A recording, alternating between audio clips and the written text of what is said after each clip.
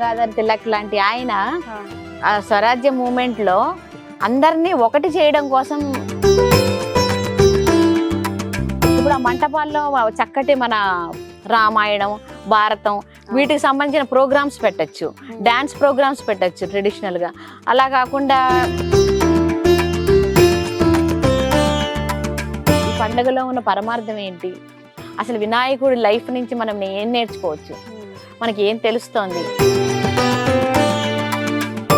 Plaster of Paris విగ్రహాలు పెట్టేసి పెద్ద పెద్ద మైకులు పెట్టేసి సౌండ్ పొల్యూషన్, వాటర్ పొల్యూషన్.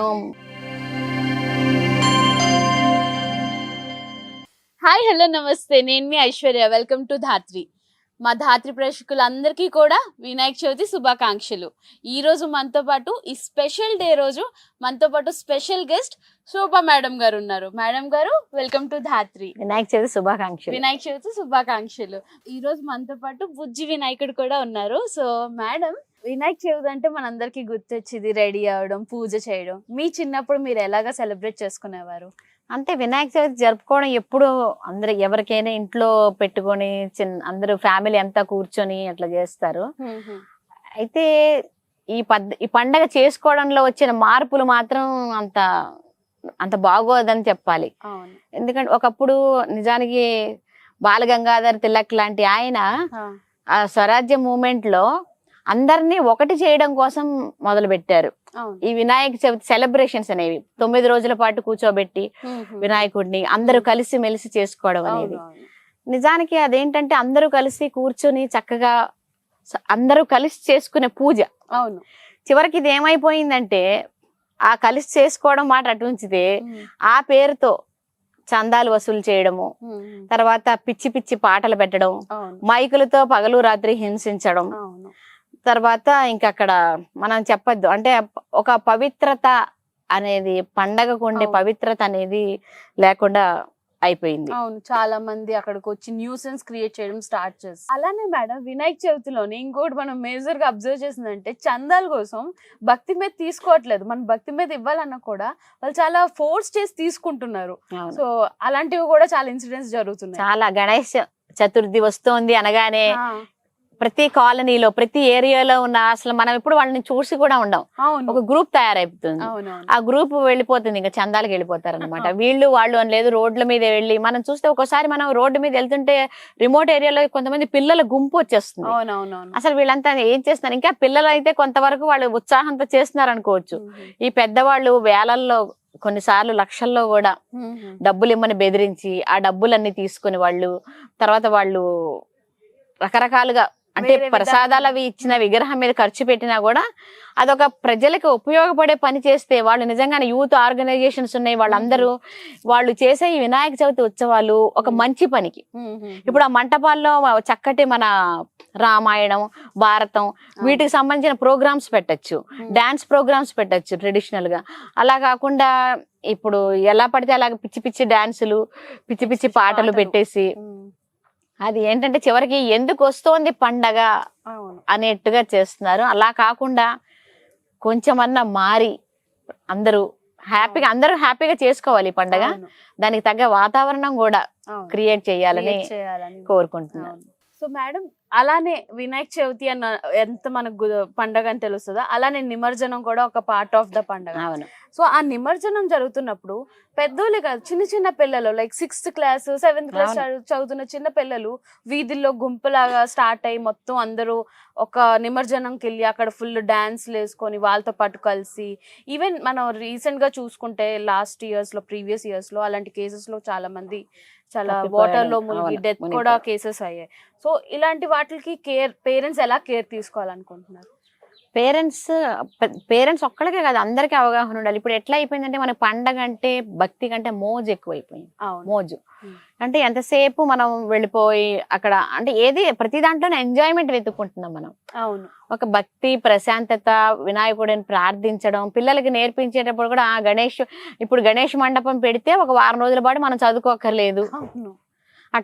అట్లా ఆ టైప్ ఆఫ్ యాటిట్యూడ్ పెరిగిపోతుంది. అలా కాకుండా ఆ తర్వాత పేరెంట్స్ ముందే పిల్లలకి జాగ్రత్తలు చెప్పడం, ఈ పండగ గురించి బాగా చెప్పాలి పిల్లలకి. ఈ పండగలో ఉన్న పరమార్థం ఏంటి, అసలు వినాయకుడి లైఫ్ నుంచి మనం ఏం నేర్చుకోవచ్చు, మనకి ఏం తెలుస్తోంది, ఇది కనుక మనం కరెక్ట్ గా పిల్లలకి చెప్పగలిగితే చిన్నప్పటి నుంచి వాళ్ళకి అసలు వెళ్ళటమే ఇంపార్టెంట్ అనే ఇది తగ్గిపోతుంది. అవును మేడం. మేడం నా ఫ్రెండ్ ఒకడు ఉన్నాడు, వాడికి చాలా క్వశ్చన్స్ ఉన్నాయంట, మీరు ఓకే అంటే పిలుస్తాను. ఓకే రమ్మని. ఇదిగోండి మేడం నా ఫ్రెండ్ వచ్చాడు. నమస్తే మేడం. నీకు ఉన్న క్వశ్చన్స్ అన్ని మేడం అడుగు. మేడం ముందుగా వినాయక చతుర్థి శుభాకాంక్షలు మేడం మీకు కూడా. మీకు కూడా. Thank you madam. మేడం జనరల్గా ఇప్పుడు చాలా మంది యూత్ అంతా ఒక టీం అయిపోతున్నారు. ఇప్పుడు మనకంటూ ఒక అండర్స్టాండింగ్ ఉంటే వీళ్ళు ఏదో ఒక చిన్న చిన్న తప్పులు కావాలని చూపించి అరే మీతో నేను చెయ్యను, నేను సపరేట్గా పెడతా, మీకన్నా పెద్దగా పెడతా అన్నట్టు డివైడ్ అయిపోతున్నారు. ఆపోజిట్ కాంపిటీషన్గానే వస్తున్నారు, భక్తిగా చేస్తలేరు. దీనికి ఏమంటారు వీళ్ళకి ఎక్కువ? అది మీరే చెప్తున్నారు కదా డివైడ్ అయిపోతున్నారని. ఎందుకు డివైడ్ అవుతున్నారు? చిన్న చిన్న క్రాషెస్. దేవుడి దగ్గర అందరూ ఒకటే కదా. అవును మేడం. మరి ఆ విషయం మీకు ఎందుకు అర్థం కావట్లేదు?